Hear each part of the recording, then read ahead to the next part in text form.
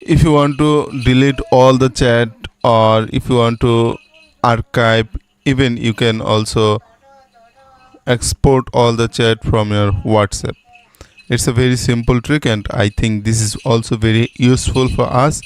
So if you want to do that, first of all, go to WhatsApp. From here, go to three dot menu and go to setting, and now find chat option from here. Then click here and go to chat history. Now you can see multiple option. First one is export chat, second one is archive all chats, third one is clear all chat, and delete all chat. So if you want to delete all the chats from your, or you can select anyone from here. I think all the option are very important for us.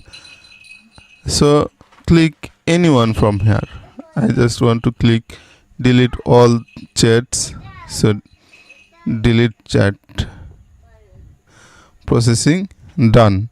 So that's it. It's a very simple and useful for us for your WhatsApp account. So you can see it's very fresh, no messages, and it's looking like a new WhatsApp account. Thanks for watching. If you think this is helpful, then consider to like, comment, share, and subscribe. Bye.